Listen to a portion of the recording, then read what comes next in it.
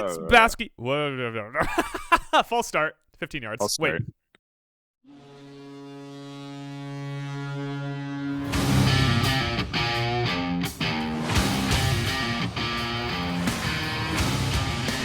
BASKEY. Welcome to the Untitled Chapter Basketball and Hockey Podcast. I am your host, Adam Hess, and with me, as it is a basketball week, he doesn't know that Mila Kunis is the murderer in Knives Out 3 yet. It's Tyler Karkara. If that's true, I will fly to Chicago and strangle you. I have not seen Knives Out 3, so if that is true, I will fly to Chicago and strangle myself. Should I was supposed to see Knives Out 3 on Tuesday. And I instead went to karaoke with my wife and some of her friends. And that was very fun. You know, karaoke is fun. It was a fun night. I sang Psycho Killer by Talking Heads. It's nice. great. That's a good pick. Good pick. Yeah, it's a good pick. You don't got to be like Freddie Mercury up there, right? It's Psycho Killer. It's barely not That's talking. the thing. It's not that I'm like the world's worst singer. You know, I'm not like one of those people who gets up at karaoke and can't hold a tune. But like, I'm not good. So like, that's a good call. There's an art to a good karaoke pick. But I did find out about 3 hours in, after I had given my tickets to my best friend O'Neill and his girlfriend, that I was supposed that Knives Out screening was a Q&A. Because he texted me, he was like, "Hey, the movie's pretty good," and then he texted me, "Here's a bunch of notes I took from the Q&A," and I like, boom, I fell into like, I was man. I did the crash zoom, and I was like, "Oh my god, I miss seeing Ryan Johnson." So, just LA things. My version of that was when The Shrouds was coming out. Cronenberg did a Q&A at Music Box, and I wasn't a member, so I couldn't get tickets to it. But I would be fascinated to see what a Cronenberg Q&A is.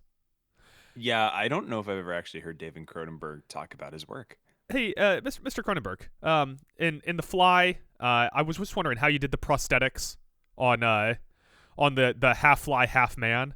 My wife died last year. The nature of death. What does he sound like? It does not see it. I don't know. I'm basically doing like a half Hans Zimmer for him, is what I assume he sounds like, but I have no idea. I bet it. What if it's like a David Lynch thing where he just has a crazy voice? Do you think part of the David Lynch mystique was the way he just spoke? Yeah, and then we all had to pretend his movies were good. Whoa! I just don't like Wild at Heart. Wild at Heart. I'm okay. See, that's a reasonable take. Mulholland Drive is one of the 25 best movies. So I haven't seen Mulholland Drive. Mulholland Drive is pretty fucking good, dude. You should probably watch Mulholland Drive. I need to watch Mulholland Drive. I don't like Wild at Heart, and I've never made it all the way through Twin Peaks. So I just like to take a hard anti-Lynch stance, which is a good stance to take generally in life. Always be anti-Lynch, regardless of the Lynch. No hay banda, silencio, silencio. You know. Assassin's Creed 2? It's Mulholland Drive. Oh, you're in for a weird one. Do you know anything about Mulholland Drive? No, I couldn't even spell it. Yeah, it's hard to spell. It's like, it's Holland, but with an M-U-L at the beginning. That's actually not that hard. I guess the L would have really tripped me up there. Weird road, Mulholland Drive. I've been on it. It's up in the mountains. You're like, well, I guess I'm in Colorado now for like a mile and a half. Have you ever been to the Inland Empire? Not intentionally. I've driven through it. I've had to stop for gas in the Inland Empire. I've never partook of their culture. Eraserhead. That one doesn't really have a location based around it, does it? The other he shot it while he was going to AFI though in Los Angeles. So, really? Yeah, David Lynch, huge LA guy. He died because of the fires because he had emphysema, and then the fires happened, and that probably killed him. Can I ask you this, and then we can move off movie corner for the week? Yeah. Is the Barton Fink cover supposed to be a parody of the Eraserhead cover, or are they unrelated? Interesting. I'm going to look that up. I don't know if there's any with the fly, with the mosquito. No, Eraserhead. What? No, I'm saying the Barton Fink the poster has a mosquito on it. You know what I mean? So that's what I'm saying. I confused myself because it's just like the like zoom in on the face with the eyes open and the crazy hair. Yeah. I think like half of all posters are just the main character going. Not anymore. Now all posters are the star big in the background with everyone else like faded in front of them. I love Drew Struzan, R.I.P. He just died. he did all the Star Wars posters, the Indiana Jones posters and stuff. But he ruined posters because now every poster is just a bad version of those posters. In my head, they're all the Sicario poster. That's my go-to one on the there's a big character in the background and everyone else is kind of like faded in front of them in various spots. Yeah, Sicario. Yeah, just the worst. What a terrible poster for Sicario. How do you feel about Taylor Sheridan? You have a guy? You got a lot of Taylor Sheridan take? We can't make this a movie podcast. I have no Taylor Sheridan thoughts, and I have never seen a Taylor Sheridan property. You've seen Sicario. He wrote Sicario. Oh, he wrote Sicario.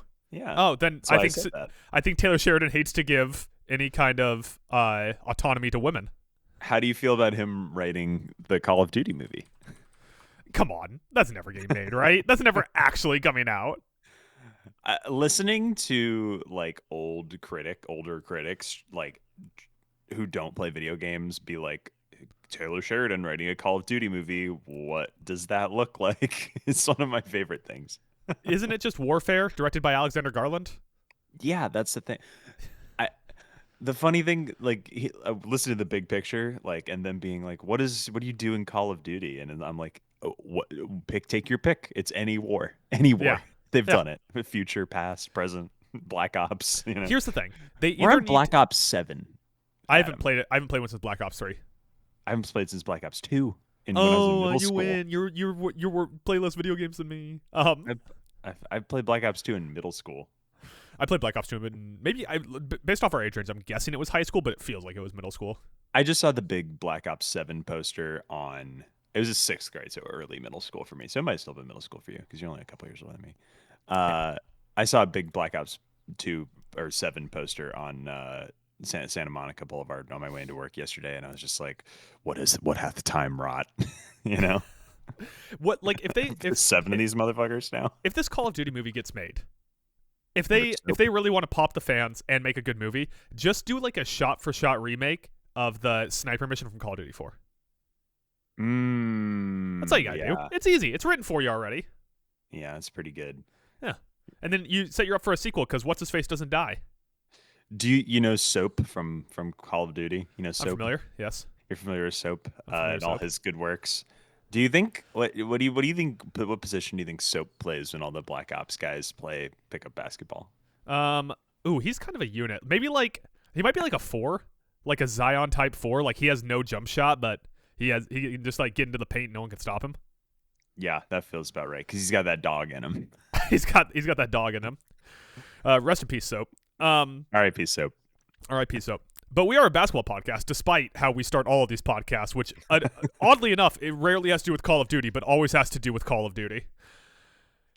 Well, in the fact that we all should have that we should have been drafted, and young men of our era have no no discipline because none of us are in the military. I find my discipline by editing YouTube shorts. I find my discipline by watching a week-old Indiana Pacers Brooklyn Nets game. Yeah, we'll get to that on a Wednesday night. Just quick news dump here. Bradley Beal done for the year. Your thoughts, your reactions, your instant thoughts and reactions. Called it. I think on the very first episode I jumped on for this season when I did my breakdown for the year, I was like, I was lower on the Clippers. I don't know, maybe than you, but definitely consensus. I was lower on the Clippers because I was like, they're just going to get hurt. Like maybe if they're healthy, they're good, but I don't trust them to be healthy. So why would I have any faith in this Clippers team? And I am being proven correct. See that Kawhi game winner like last week? Yeah. Pretty good. Yeah. Speaking of Kawhi Leonard, he's to remain out due to ankle and foot sprains. Has he tried planting any trees? You know, well, like or not planting any trees. At least getting paid. Yeah, to plant paying trees. money to a guy who pays someone else to plant trees. Man, how lucky is Steve Ballmer that Nico Harrison came along to just once again steal the spotlight from? So we stopped talking about it, or Chauncey Billups, I guess, even bigger than that. Yeah, that Denny Avdia came along and was just a fucking badass basketball player, and everyone's just talking about Denny, my guy Denny. Not to immediately Zach Lowe this, but is Denny Avdia an island? Is it a peninsula? Is it a state? It's a continent, baby. It's a continent. We're there. You know? Continent. It's a country. You know, where there are dozens of us, and we are all sovereign citizens. It's just like Texas. Yep. Is there any Denny other news? Advia is a Texas. Denny, you're on Denny Advia, Texas. God, that's hard to Yes. say. Denny Advia, Texas. Yeah. It's like yeah, Paris, yeah. Texas. Any other news we need to talk? Jalen Brunson left last night after looking like he maybe sprained his ankle. That's not big news yet. LeBron practicing with the G League team, coming back from his sciatica. I think you know who else left that Magic Knicks game is Paolo Banchero. Oh, did he really? I didn't get a chance to watch that game. Yeah, he got hurt 10 minutes in. He pulled his groin and he has to get an MRI. That explains his shot chart. I've been so shot chart pilled recently. I just picturing you sitting alone with your cat, just being like, "Why did Kalkbrenner take this 3?" It's just It was psychotic. It was JFK. I like had the Zapruder film. I was just breaking it down frame by frame, figuring out why he took that 3. I think the grassy knoll. Yeah. Well, with that, let's now that we've covered all the injuries, let's get into some actual stuff that we got to talk about here. Primarily, Nico Harrison gets shit canned. What I need to know from you, the witch is dead. You know, what I need to know from you, first off, Nico Harrison, martyr, genius, or scum? Genius, because he's getting paid a lot of money. This is my zag, and my zag is not that he did a good job or anything like that. My zag is he got that bag. You know, Yeah. they had stuff to pay him.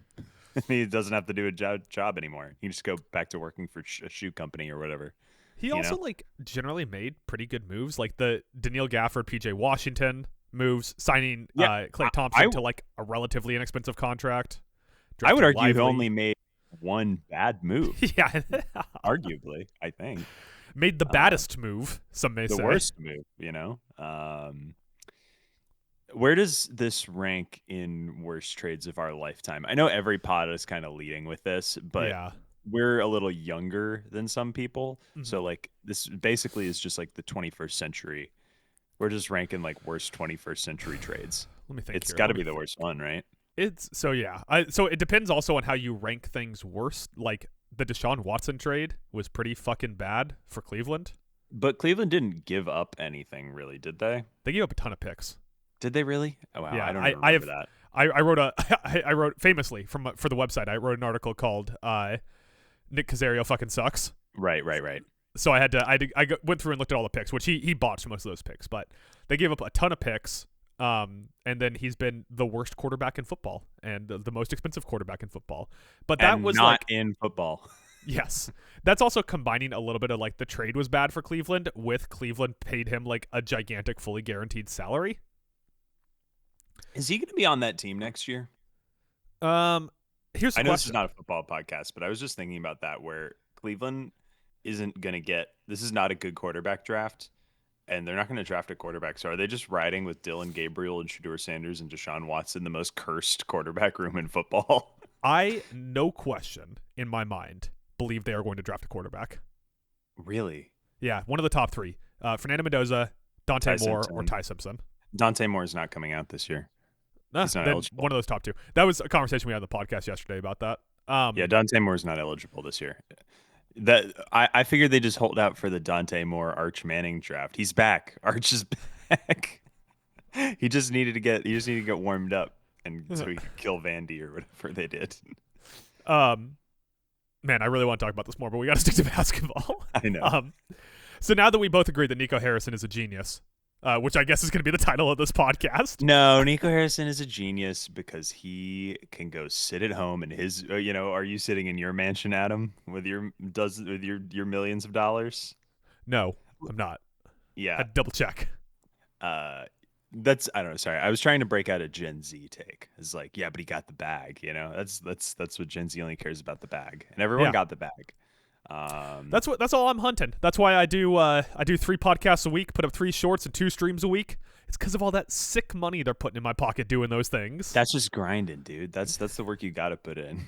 That's the guy who's like, I got 3 days in one day. The TikTok guy. It's like, I wake up 3 a.m. I jump on a stream. 5 a.m. I edit YouTube shorts. Yeah, what it is really is it's just me hunched over a computer drinking 3 coffees going, oh, God, the audio on this is so bad. But instead of putting down my own website, which if you go to talentaloan.com, follow us on Spotify. Spotify told me I should tell people to follow me. So if you don't follow me, no more Kalkbrenner tweets. I'm not tweeting out a shot chart anymore unless you follow me on Spotify. But let's talk about the Mavs. Let's talk about the Mavs here. What's next for the Mavs?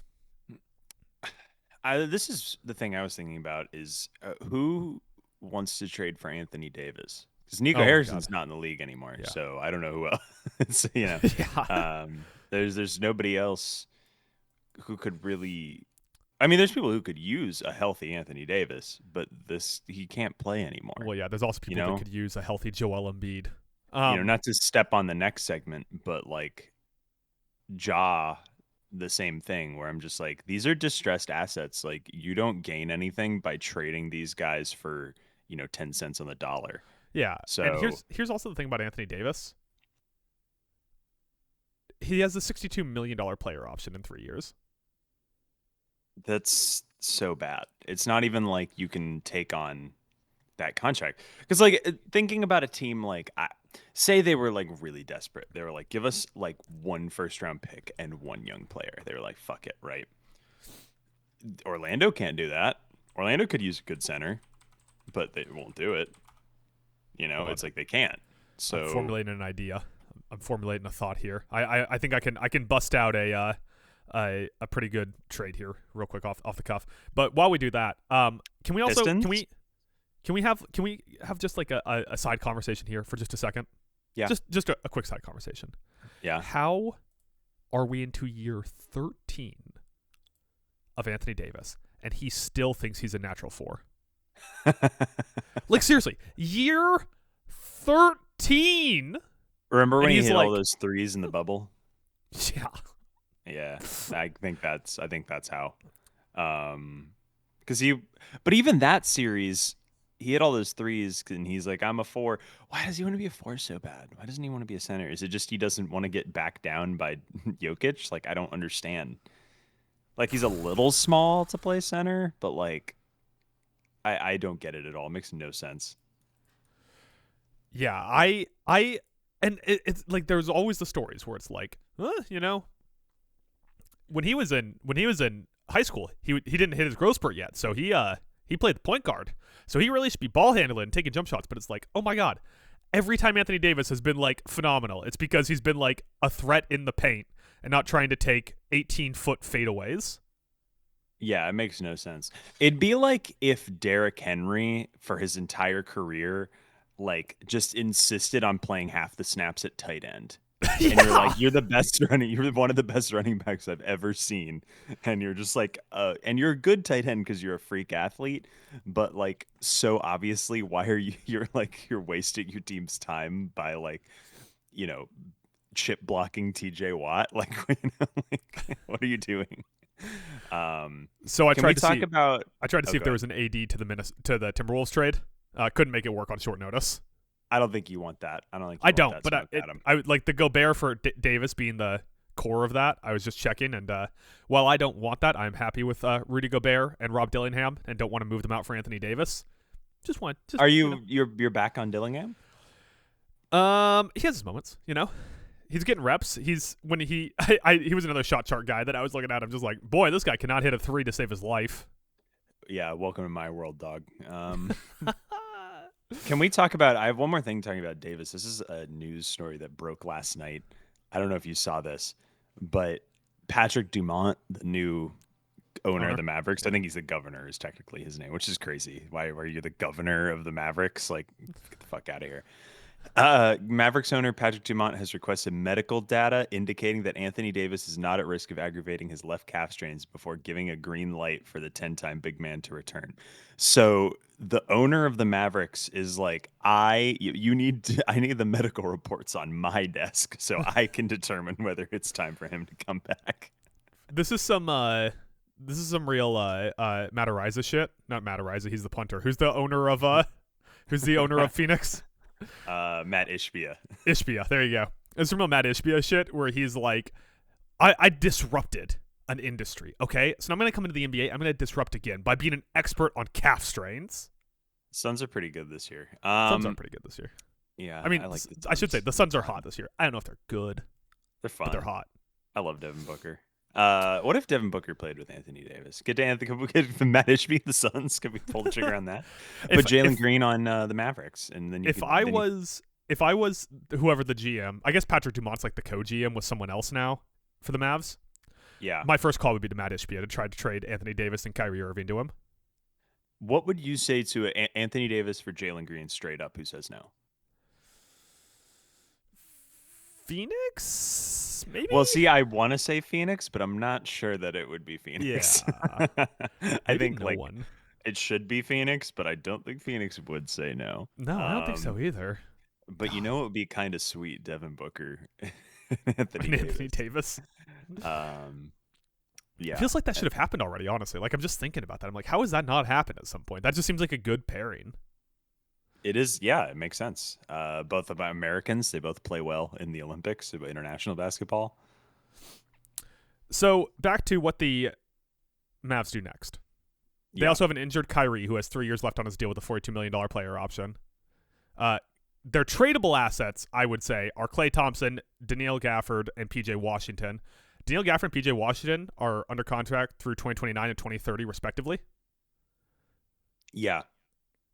One of those guys should be on the Nuggets by the end of the year, namely PJ Washington. Yeah, PJ Washington. No, I was just like, imagine if 100% of your minutes were either Aaron Gordon or PJ Washington. Pretty good. Yeah. Or Aaron and PJ Washington. PJ Washington better shooter than Cam Johnson, apparently. That's my worst. Proven correctly. I think I was proven right on a lot of stuff. Except that's the one I had the most dip on my chip for that I could not back up. That chip. I'm glad I spent the whole offseason being the pro Michael Porter Jr. guy, and then it sort of has worked out. That's a real dumb lane to take up. You were right and I was wrong about the Porter Jr. Cam Johnson thing, but I was like, this team is the second best team in the league, and you were like, not without Michael Porter Jr. They're not. I think I texted you about this after the game where Cam Johnson got hurt and had to leave early, where I said, I'm glad that I was right about Michael Porter Jr., but I was wrong about the Nuggets. Yeah. Cam Johnson Ewing theory. Cam Johnson. Yeah, that's good. Go ahead. For the Mavs, the only players you can't trade, Cooper Flagg and Derek Lively. Is there anyone else that you're like, don't trade that guy? I'd trade Derek Lively. I know Derek Lively's cool, but like he's not like great. Can I make a Derek Lively to the Timberwolves trade work? You're so desperate for Derek Lively. You have Naz Reid and Rudy Gobert. We can play a 3-big lineup. Listen, here's the lineup, right? Derek Lively, Naz Reid, Rudy Gobert, Anthony Edwards, Jaden McDaniels. Come on. Cool. Cool. Triplet towers, I guess is what that would be. I guess. Yeah, I don't think anybody on that team should be untradeable except for Flagg. Yeah. They don't control... Lively. If you need to throw Lively into a trade to make it work, because he has a smaller contract. Yeah, like $11 million, I think. I don't have it in front of me. Yeah, his contract's a lot more movable. Then I don't think you should preclude yourself from doing that. Would you rather keep Lively? Of course. Imagine if this team had Austin Reeves. Wouldn't that be weird? Wouldn't that feel right though? Yeah, it's almost like they have just like 50. Like I feel like if they could switch out Austin Reeves for like a Max Christie type, it would really make a lot of sense. Like if I was going to trade away, say, a top 3 player in the league to the team that had Austin Reeves and they offered me Max Christie, I would definitely come back and ask for Austin Reeves instead, Agreed. Yeah. Definitely. Yeah. I will say, I'll never forget my dad after that trade watching a Mavericks game because they're on all the time in Dallas and him being like, this Max Christie guy they got's pretty good. Pretty funny. He is. I like Max Christie. I think he's a good bench player. Yeah, he's a perfectly fine player. But watching the LA's brain break that like the Lakers, it's like 2 white guys is really funny. Yeah. It's just like the energy emanating off of Lakers fans of being like the number of times I've like walked around the city and people being like, "Those are my white boys" or whatever. It's really funny. White guys are really having a moment in the NBA right now, and I think I'm Yeah, just I thinking that know. because I've been grinding so much Charlotte tape. But white guys are really having a moment. Are you just really into Kalkbrenner and Conchinipple? Conkanipple, Kalkbrenner. They have Pat Connaughton on that team Oh, now. really? Liam McNeely, Liam and somehow McNeely. Mason Plumlee still. You didn't even mention Furphy on the Pacers. There's Furphy hasn't been playing. There's another white guy on the Pacers that I'd literally never heard of. He's like a 6 foot. He has like the curly like mushroom hair. I'm like, who the hell is this guy? Yeah, I saw him during the Nets game, I think, or I saw him during some Pacers game. Yeah, it was the Nets I game. I was couldn't tell like, you who who the he fuck is is still. this guy? He kind of looks like if someone was doing a really bad Pajimski Christmas or a Halloween costume. Yeah, yeah. And The you're one like, last you're thing not tall enough. the one last thing on the Mavs, they don't control their own first in 27, 28, or 29. So there's not like an incentive for them to take until, well, I guess this year. This year's the only time they could tank. After that, no reason to. I mean, they're already bad. I guess that's the question, right? Is there's no incentive for them to tank. So does it here's my thing. They're already bad, right? Right. Having Anthony Davis on the team is not actually going to do anything. They're gonna miss the playoffs. They're gonna be bad. Why not just keep those guys, get a lottery pick, run it back next year, see what happens? Yeah, maybe just pretend you found a blood clot in what if they Cooper get a Flag's top leg. 5 pick again? Let's see. The Mavs are currently 14th in the West. That's pretty bad. What if they get a top 5 pick? What if they get one of those 3 guys in this draft? Oh my God. Cooper Flag, AJ DeBanza, Derek Lively. What a core to build around. Anthony Davis, Kyrie Irving. What if that was the lineup? That'd be weird. That'd be crazy. That's like the quadruple towers and Kyrie Irving. Exactly. I don't know if you knew this, Adam, but Cooper Flag plays a little point. God, the point flag was so bad. bad. I'm so glad they moved him off of that, but now it's point D'Lo, which is, better. Sure. Like, it's better. Well, he's actually a point guard. Yeah. He's not a good point guard, but he is a point guard. Number 2 pick in the 2015 draft, D'Angelo Russell. I remember when he made an all-star team with Brooklyn. That was fun. Yeah. That Brooklyn thing was really fun, and then it was like getting back together with your ex when he went back to Brooklyn. It's like, yeah, everyone was like, "Oh, that seems a little toxic. Why are you doing that?" Like, it was a fun fling, but like, I didn't think this was anything serious. Yeah, it's almost like reigning coach of the year Kenny Atkinson had something to do with why that Brooklyn team was so fun.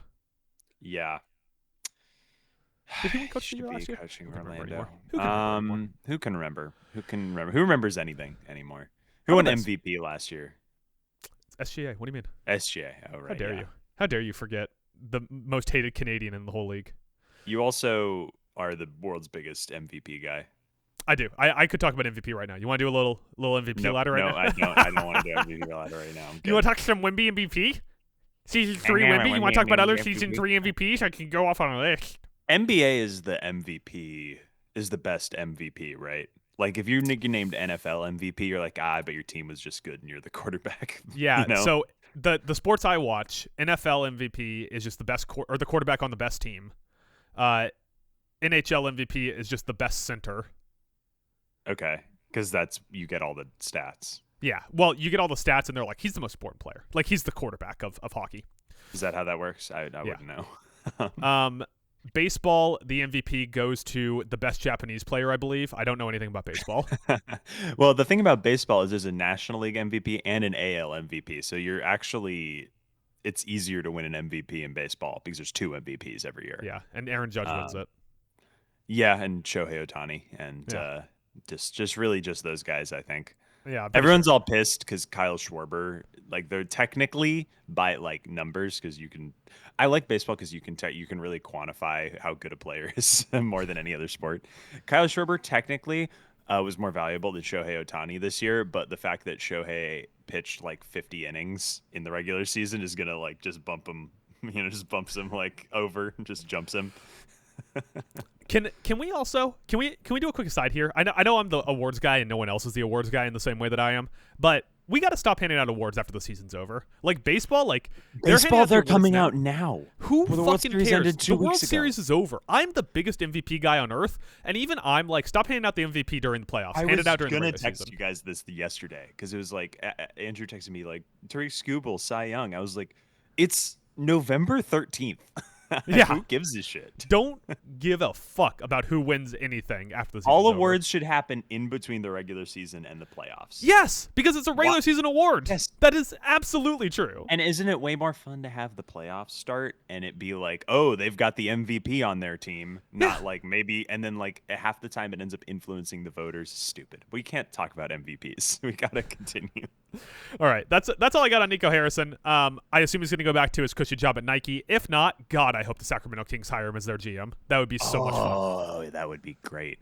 But watch him make like 4 really good moves. Yeah, like, he's right going to make 4 really good moves. They're going to end up with like a top pick, like Charles Boozer's kid, and then they're going to trade him for who's going to be Anthony Davis in 10 years. Anthony Davis in 10 years. Dyson Daniels. You think Dyson Daniels is as good as prime Anthony Davis? No, but just like in 10 years, maybe they'll be. Hey, actually, can I say something that's going to depress me a little bit? Yeah. Paolo. Oh.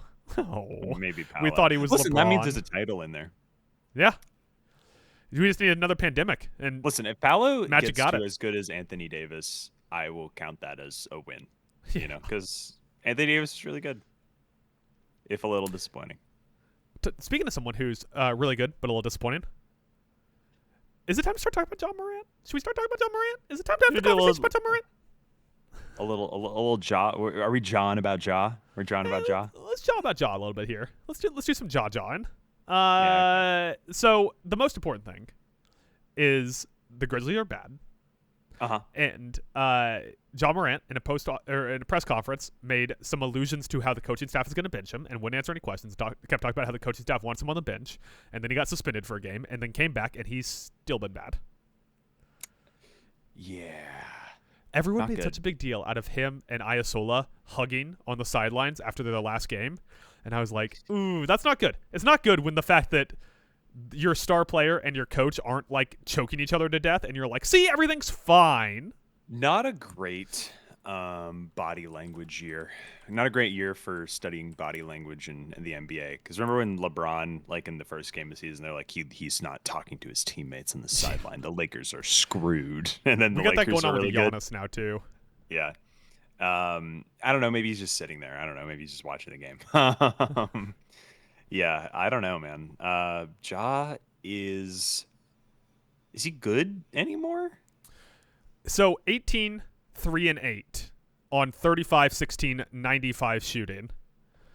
Minus 0.4 win share.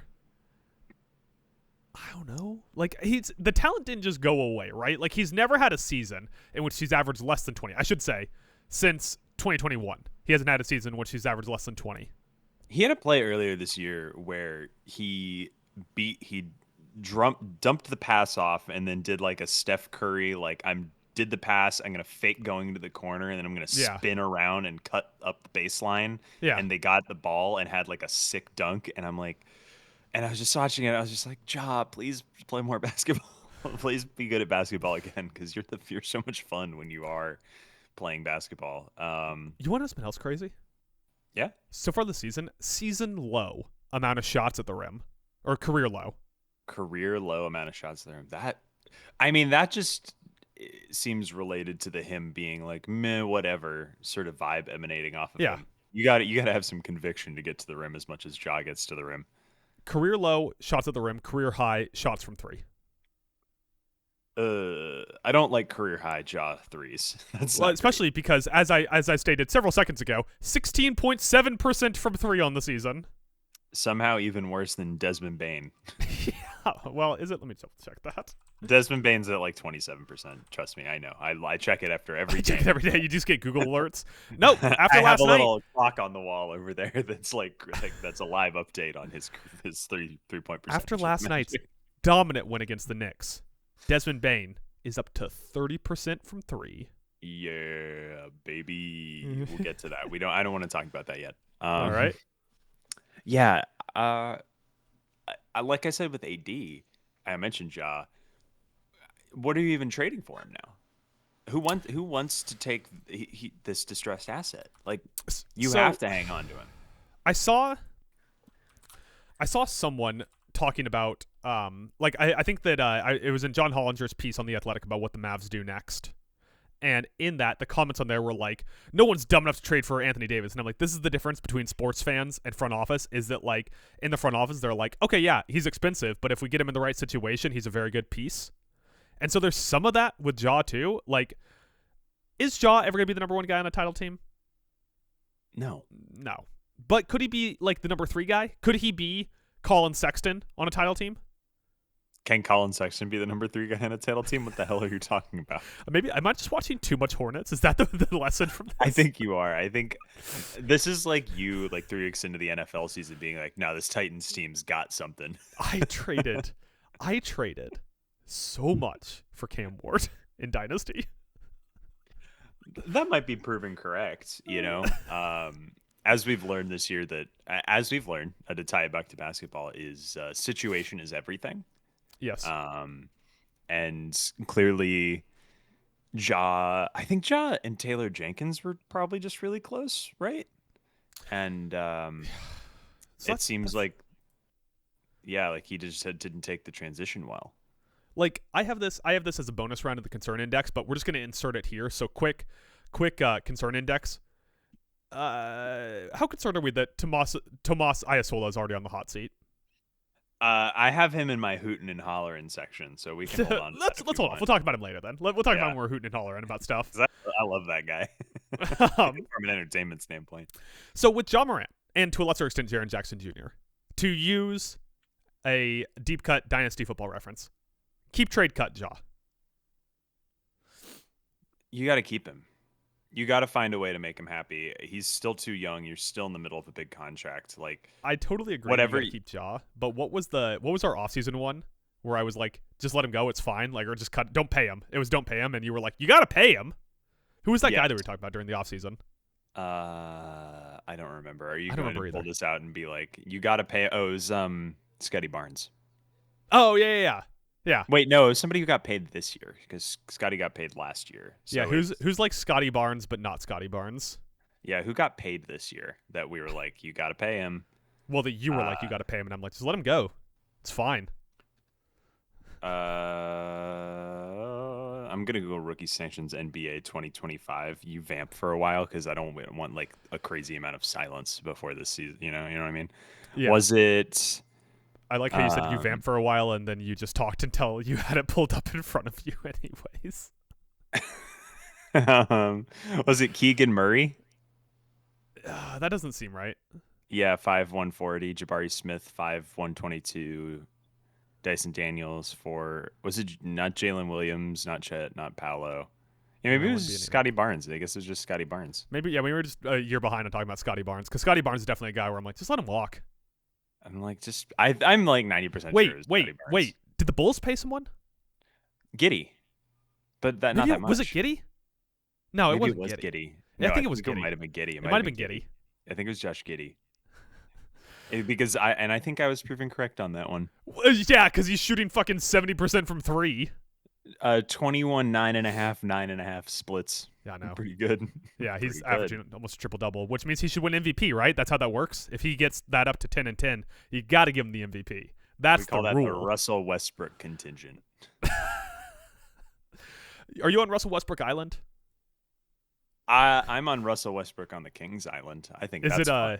Is it just a sandbar at this point? Everyone's already left, and you're just standing there up to your ankles in water? Well, I would never actively watch the Kings. I wouldn't do that to myself. I practice self-care. But if I do ever find them on my TV, at least Russ is there. I'm like, there's Russ. Look at him. He just got like 3 offensive rebounds and then bricked like a terrible 3 with the Russ experience. So I want to close concentric loops we have going here. First off, to go back to a thing we were talking about after we were talking about the thing, the Charlotte Hornets, it's such a problem now that I have alerts set on my phone to tell me when some of their games are starting. Oh, God. I need to go. I'm going to do a wellness check on Adam. Yeah. Guys, I would pull it. And 911, would you check on Adam Hess? He has alerts set on his phone for the Charlotte Hornets. No, he's not. He's not a fan of the Charlotte Hornets. The just paramedics show up and I'm wearing those like LaMelo Ball sleeves that you can buy at their pro store. They bust in and they're like, Adam, please, we just want to help you. And from inside, you just hear him go 6'7". They're like, he's too far gone. I was gonna make some joke about a Liam McNeely high pick and roll, but the 6'7" so much funnier. So that concentric circle's closed now. The deeper concentric circle, John Morant. Yeah. So you got to keep him, right? 3 years left on his deal. He's going to be making 39 this year, 42 the next year, 44 the year after that. That gets cut down to by roughly $40 million over the life of the contract if he doesn't make any All-NBA teams, which so far during this contract he has not. Like when could you move him? If you just sit down and say, all right, well, we got to move Ja. We can't keep doing this. He played 9 games in 23-24, 50 games last year, 11 games. He's already been suspended once this year for 1 game. For me, I hold to the offseason here. I at least hold to the trade deadline, but I would rather wait to the offseason because once we get through the playoffs and like there will be like 1 or 2 teams where you're like, well, they flamed out and they clearly didn't have it and they need a change, I could see someone being ready to move for Ja making a lot more sense. Like I don't know how many teams by the trade deadline are like, yeah, fuck it, okay, let's get Ja in here. That we got to change things up, because you need a team willing to shake the foundation of their team. Ja isn't like well, we'll bring him in and see how it works. That's like, no, we're gonna have to give something up, and hope it works. So Ja is a trade that'll get you fired as a GM. That's kind of my thing. Is if the Ja trade doesn't work for you, then you will get fired. And every GM's secret subheader job is don't get fired. So it's the Ben Solak rule. The Ben Solak rule. Yeah. I'll say this: John Morant, 2 years older than Anthony Edwards. Just thought everyone should know. And interesting. I didn't know that. They don't have like a clear guy on the team who it's like trade Ja and put this guy in as a starter. But like Cedric Howard's good. Triple J when he plays is good, although he doesn't rebound. Everyone else on the team is expendable. I don't like Triple J. I'm out. It's hard to root for a big he doesn't rebound, and for that, I'm out. And they are currently, where are they sitting in the West? They are 11th. 1 game over the Mavericks. Yikes. So maybe as they'll we get AG DeBansa or whoever. need some Americans over there. Yeah. So with that, since we are so concerned about Ja, how about we move on to a little segment that I call the concern index? Unless you have anything else you want to say about John Morant. Although I guess you have. Oh, I was about to say that you have something about Tomas Iasola in your concern index, but that was me. I'm the one who does that. That's not you. Oh no, we can go to him, but he's for my final segment because I love this crazy bullshit. We'll hold on to that. I'll cross it out. We'll talk about it there. But the concern index, a property that I simply thought of as, what if we just rank from 1 to 10 how concerned we are about some things, and I just threw some out on a list for you. So if we have any after this that we need to talk about, we can. But for sure. We already started kind of talking about this, but let's finish up the conversation here. How concerned are we about Cooper Flagg and the Dallas Mavericks? Define concern. Am I concerned about Cooper Flagg? I'm at like a 2. Am I concerned about the Dallas Mavericks' chance of winning this year? It's a 10. Am I concerned about them moving forward now that Nico Harrison's gone? It's like a 3. You know what I mean? It's like what is your opinion of them is going to influence this? So specifically, how concerned are we with Cooper Flagg on the Mavericks? Not like, is this bad for him? I mean, it's weird for him for sure. It's probably not great, as we just said that environment is everything. It isn't great that he's on this weird ass Mavericks team, and everybody. I don't think anybody in Dallas hates him, but there's definitely this whole thing of like, you were supposed to be the next Luka. When are you gonna be Luka Doncic? And that's probably not great. And he was supposed to come in as like a pro-ready defensive piece that is very good on offense and just needs to adjust his game a little bit. And so far the defense hasn't been stellar. Like, he fucks up a lot of assignments, and I know It's the NBA. It's a different animal, and you need to wait for the game to slow down. But that was his claim coming in. Yeah, you got And like dunked Wemby on the came other in. day. It was Wemby kinda game gross. 1. It was like, man, Wemby's got it. Cooper Flag gives me the ick when I watch him. We Yeah, a should do little that bit. as a segment next week. What players give you the ick? Yeah, there you go. I'll put it. Let me A pull up little the bit where, rundown. yeah, it's one of those like I just simply don't like his game. I know he's like it's like he's an additive guy who does everything, and I'm like, is he? Does he do everything? I don't know if he does. You know who does everything? Con Knippel. Better Duke. That's a good early take to have. There you go. Better, Yeah, better Con Knippel better than Cooper Flag. that's that's getting cut out of this podcast and put into a social clip. That's gonna drive engagement through the roof. Yeah, everyone loves Con. What's I Con's sure do. name, and does it start with a K? What'd you say? What's his middle name? Con's- Oh God, I hope not. I gotta be honest. I kind of stole this bit. The fantasy guys were talking about how all the Kubiak brothers are all also K first names, and they had to check all their middle names to make sure that they weren't. That they You didn't could start steal so many bits from that show because I used to be dedicated, and now I'm just so bogged down with podcasts that sometimes I'll catch like one episode every other week for them. Well, they have like 1,000 bits. That's kind of why it's a good show. It's one of those shows where if you've listened to it for a long time, like everything they say is a reference to a bit they did like 4 years ago. Yeah, is- can we do that artificially? Like, can we start referencing bits that don't exist but pretend they do, Yeah, just to like build a fake lore? Yeah. I'll think of something. Yeah. Yeah. We'll just start comparing. Like, I don't know. Can we start comparing players to like Cheers actors and pretend we've been Okay, doing yeah, that for sure. years? Like, Yeah, Con if I was- Knippel is obviously the Woody Harrelson. I was gonna say no. See, we were talking about this. Con Knippel, he's the Ted Danson. No, Ted Danson. It's secretly the best one. You know. So Actually, Kalkbrenner who played is the Ted who Danson. played Norm? Norm, the guy just died. He's Con Knippel. Con Knippel's Norm. Yeah, What are we talking? because he walks in the room, everyone's like Con Knippel. That was a great Cheers reference for everyone who listens to this podcast that loves Cheers. You know. Can we can I just start cutting in every time we talk about Con Knippel? Can I just cut in Star Trek 3? That'd be pretty good. You should. Yeah. I mean, you should just cut in Bill Simmons doing his Chris Collinsworth impression of him going ah ha ha ha, because that's what Bill does anytime he talks about Con Knippel. Okay. Concern index. Scale from 1 to 10. Uh, Orlando Magic's offense. Oh, well, with or without Paolo, because we're at this point. And I'll give you a hint. It's lower with Paolo out. I was gonna say, how much does it really matter? Major Ewing theory in Orlando. I can't believe you turned on your boy like this. I can't believe it either. But after he got hurt last year, they started out like 2-3, but Paolo was playing really well last year, and then he got hurt. And then Franz turned into like a 1A All NBA level player for 2 months, and they ripped off like 15 wins. I think that might happen again. I think that's going to happen again. Oh my God. Which is a little unfair because they are 5-2 in their last 7 games. Yeah, they're figuring it out. So they were figuring it out before Paolo got hurt, but the offense just moves like way better when he's not on the floor. Like he's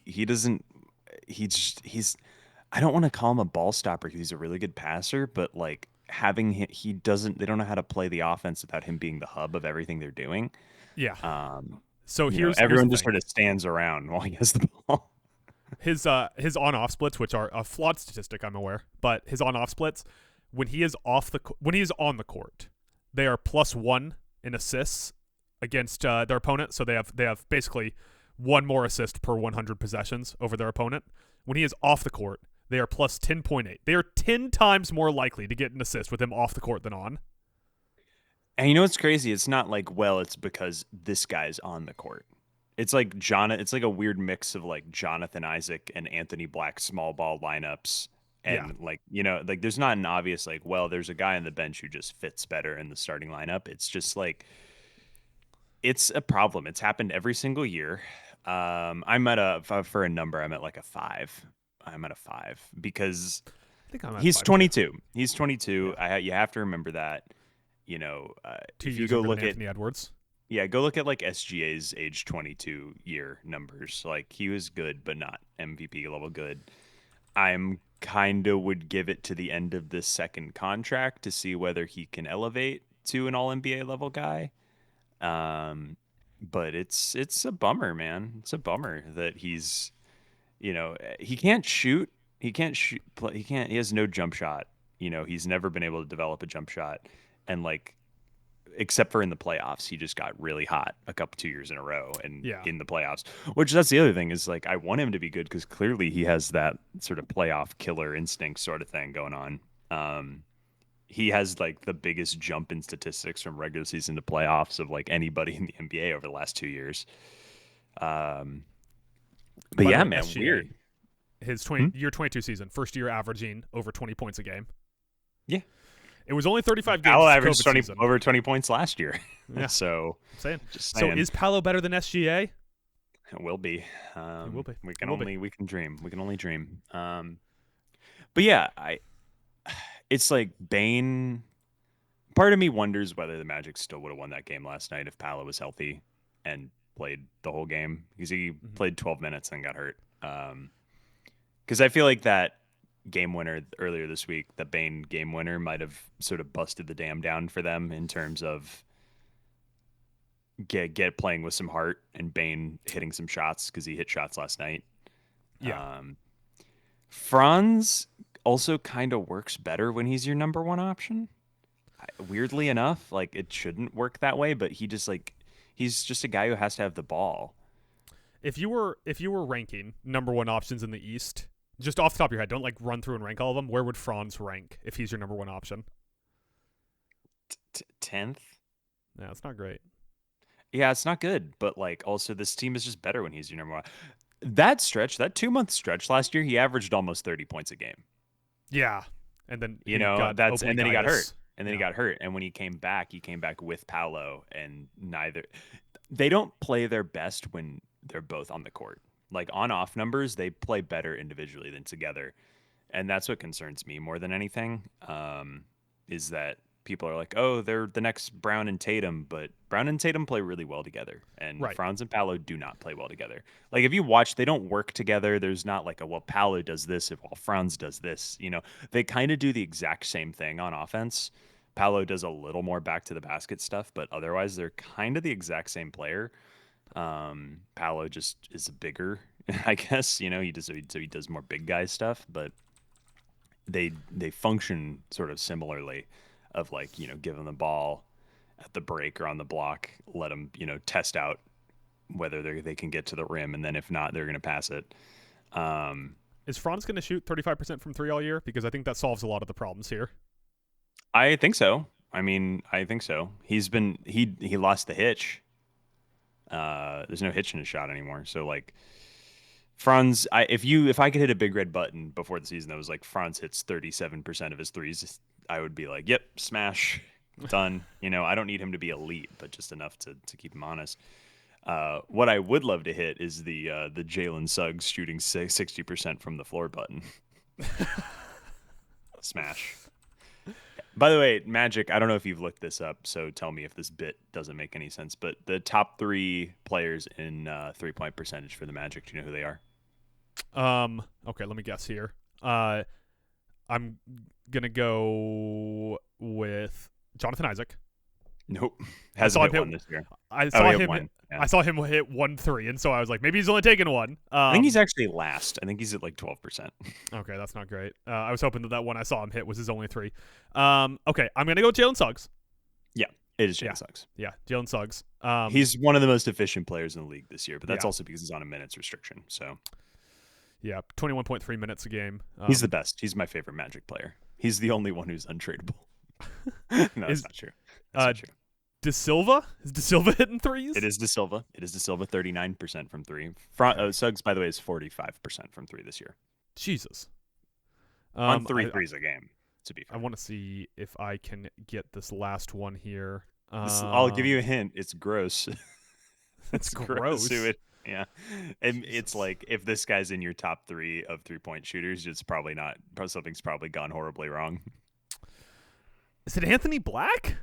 It is not Anthony Black. It's Wendell Carter Jr. Yeah, that's gross. That's pretty gross. That's gross. It's pretty gross, right? Yeah, that's pretty gross. So I have faith that Bane is gonna hit some more shots. Like he's not gonna be shooting 27% or 30% right all year. I'm just deeply curious to see if the Magic rattle off like 10 wins here, what that's going to be like without Paolo. Like if they, because he's getting an MRI. We don't know how serious this injury is. Mm-hmm. So, but it's a it groin makes you feel injury better. and those things linger. So As a Commanders fan, we still don't know how serious Jaden Daniels' arm injury is. So I look forward to you not knowing how bad the Didn't groin have injury is surgery. for 2 weeks. Didn't have surgery. Or he did. We haven't gotten any news on it outside of that. yeah. I'm here for the Franz ascension. I texted you last week and was like, I think Franz is better than You Paolo. did. That's a great take to rip off. Yeah. Yeah, especially right before they're about to maybe go on a tear with Paolo out. They Let's play take a better quick- defense too. We definitely got to Paolo's move on from defense is talking a problem. about the Magic for the rest Yeah, of this the can't be pod. an hour and a half of Magic talk. Let's continue. But I do just want to see the next set of games between this podcast and our next one for just the Magic. On Friday We have the versus Nets. Brooklyn, Sunday at Houston, Tuesday Golden State, Thursday Clippers, Saturday New York, Sunday that's the New York Knicks, not the Boston Nets, not Boston. Big Brooklyn stretch Nets. coming up here. Sunday they play Boston on a back-to-back. Tuesday Philadelphia, Friday Detroit. So that'll be the last one. That'll be the one the same day as our next episode of this podcast. I mean, they should beat Brooklyn on Friday. Yes. God, I hope so. And then, that's a big test. If Paolo's out and they go over 500 against that stretch of teams, Yeah, it's a hard stretch. we're gonna have to have a talk. Brooklyn and Clippers are definite. Brooklyn, Clippers, and Boston, with Boston as kind of a questionable one because they have Knights. But Brooklyn We split and Clippers, a back-to-back with them earlier this week. Yeah. I think Boston's frisky, but and you're playing them in another back-to-back in Boston. If you guys can pick up 2 wins over Houston, Golden State, New York, and Philadelphia, that'll feel pretty good. if they go 2-2 against those teams without Paolo, yeah, absolutely. Yeah. Although evidently they're better without Paolo, so maybe if they go 2-2 with Paolo, that'll be better. I don't know. I just don't like the way this team plays together when you're like, oh, Suggs, Bane, Franz, Paolo, Carter Jr. They're gonna be so good. That lineup is fucking gross and bad. It doesn't work. They don't work together. The inability, like when people show up in Orlando and suddenly they can't shoot a basketball anymore. At this point, it's gone from being like that's a weird aberration to is there something wrong with the floor in Orlando or something? Yeah, is it cursed? Is the air humid? Does that throw off their shooting because the air is so humid? Was this Orlando Magic season written by Steven Spielberg and directed by Toby Hooper? I'm just asking questions. Yeah. Just asking questions. Was the Magic Stadium built on an Indian burial ground? Yes, Who's probably is the answer. Who's the kid? Their hair kid on the Orlando Magic. Who's his equivalent? I mean, they're the sign that something's wrong. It's got to be Desmond Bane, right? Oh yeah, I was just going by age. I was going to go with Goga Badazia. It could be Goga, yeah, for sure. I would say more along the lines of who's the dog? Who's the dog? He's a dog. Jalen Suggs. He's got that dog in him. He's got that dog in him. All right. So on the concern index, I had the Atlanta Hawks next. We're skipping it. I'm not concerned about the Hawks. I wrote this when they were 500. They've gone on. I'm less concerned because Trae Young went out. You're just on the corner of you just want to find your Ewing theory this week. I want to get all the guys that teams. I want to get all the on-off guys on one team. So Trae Young, Paolo Banchero. Who else is a big when they're off the floor? This team's clearly better guys. I want them all on one team and see what happens. Yeah, that'd be fun. Then you just as soon as the subs go in, you catch back up. It's like the opposite of the Nuggets last year. Yeah. Concern index, scale of 1 to 10. How concerned are we about the Los Angeles Clippers? The Clippers. 10. They don't play basketball. They have a bunch of guys who do not play basketball. It is wild. They took the Denver Nuggets to the brink last year, and this season they came out. They played yesterday. They came out in kind of a close game into the second half, and got outscored by 21 points in the third quarter. Yeah, that's not great. When was the last time that a team entirely consisting of old guys worked? Entirely consisting of old guys. You know what I mean? Like the yeah. Clippers, or it's like. Did the 2020 Lakers count? I think yes, technically. Yeah. So Anthony Davis was under 30 by then, but it was like Rajon Rondo and Dwight Howard minutes. KCP, I guess, was also still kind of like in his prime at that point, but yeah. I don't know if I could think of anyone else. Maybe like the 2016 Cavs, but even then, like LeBron has like the long prime. You have Kyrie in his 20-year group. Yeah, I don't know if there's another Clippers comparison. And for some reason, this team was like, let's go get injury-prone guys. That's what we need to over-index in. More guys who can't stay on the court. You know who's still on the court? Chris Paul. Chris Paul and James Harden. Did you see the James Harden logo heave to try to tie the game? I did not know. Who was it against? I'm looking at their schedule trying to remember who it was against. I think it was against the Hawks a couple nights ago. He's taking up the court. They're down 3 points. They need a 3 to tie. He gets to the logo and heaves it. Comes up short. I think it hits the front rim. When he started his jump to heave it, there was 12 seconds left on the clock. Their second leading scorer last night was someone named Jordan Miller. Who's this? Who's the fuck is this guy? I had no idea, to be honest with you. Yeah. John Collins, 2 points. Sick. Glad that we all talked ourselves into, they're going to be good. They got John Collins. Zubats has been worse than last year. When last year he was like a borderline All-NBA guy. And now this year he looks like kind of a jag, like he's just a center. He is a major jag. I don't know, man. This is bad. This seems rough, dude. Rough sledding. Hey, Cam Johnson, 2 points last night. Not good. I guess he got hurt. Still bad. Still upset about that.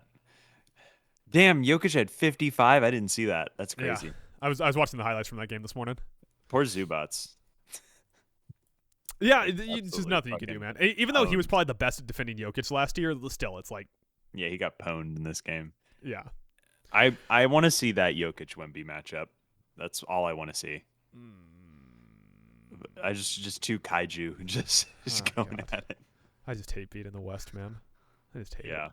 I hate every second of it. How does Rudy do against Jokic?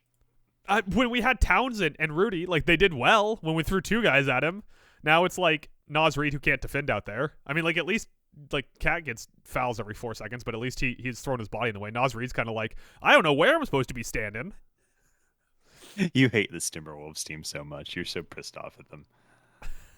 Listen, I'm growing. It's growing on me. Terrence Shannon's playing better. Rob Dillingham's playing better. I'm enjoying him more. It was just a rough start to the season. Yeah, listen, I'm right there with you. I was also kind of like, boy, I can't even, like, there was like a Magic game or 2 in there that I skipped because I was so pissed off. I'm like, I can't watch them brick threes. If I watch another bricked 3 from Anthony Black or whatever, I'm going to fucking throw myself out a window. It really improves your ability to watch your team when they play the Jazz twice and the Kings twice in a 9-day span. Yeah. It definitely helps. We'll get to that. I have a take involving that move toward the end of this pod. Let's move on. We got a lot of ground to cover. Yeah. I have a couple of other ones here for the concern index, but we don't really need to harp on them too much. So let's hop to my last one here, the important one. Concern index scale from 1 to 10. How concerned are we for all of the teams in the West that aren't OKC or San Antonio? I would give it like a 7. The way you started that, I thought that was going to be so much lower.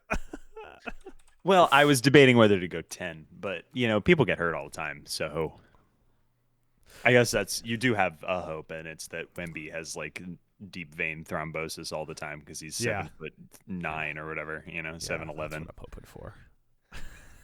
Wemby's deep vein thrombosis. No, don't do that. Stop.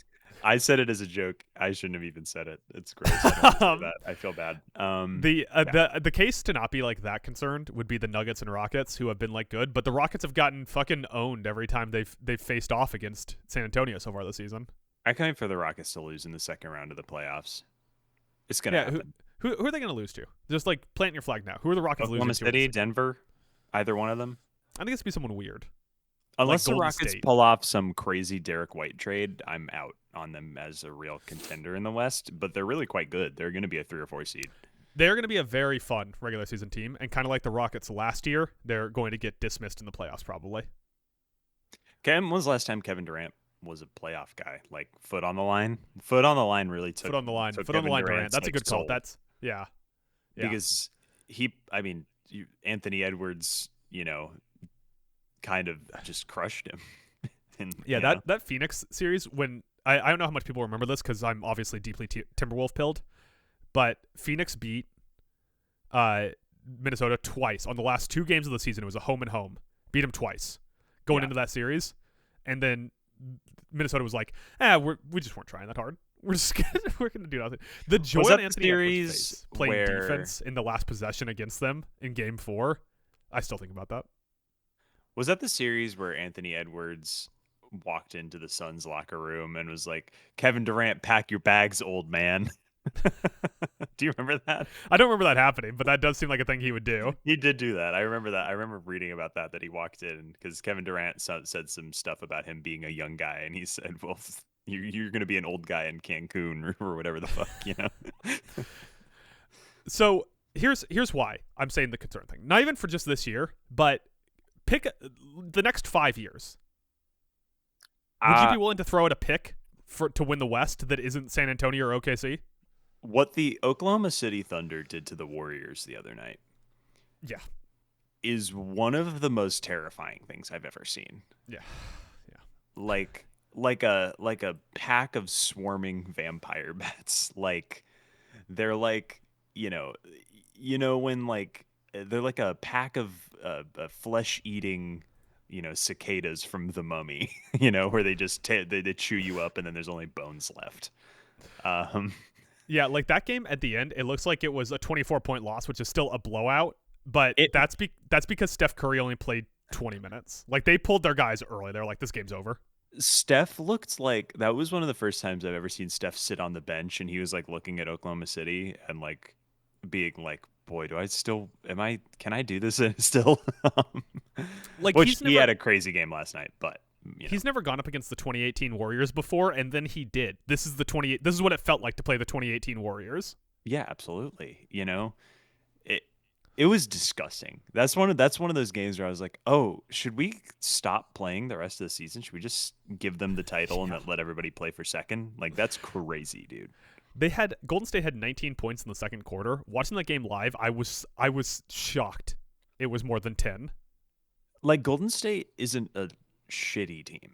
No. I have issues with their team. There's a lot of they really need Pods. Pods is not like it's really nice when he's good. It boosts us. It's like we need him to be good, which isn't great. But man, oh my God, that Thunder team is so scary. They're so scary, dude. But then, like, talking about the other side of this, last night they put on an absolute fucking clinic in a 5-point win over the Spurs. Yeah, I think that was one of my big games. My games last week was the Spurs game. Yeah. If I of course can bitch about one thing from that game, it was all the free throw shooting. But outside of that, super fun game, very fun down the stretch. You're gonna get a lot of free throw shooting in a Golden State game because Jimmy Butler and Steph Curry are good at drawing fouls.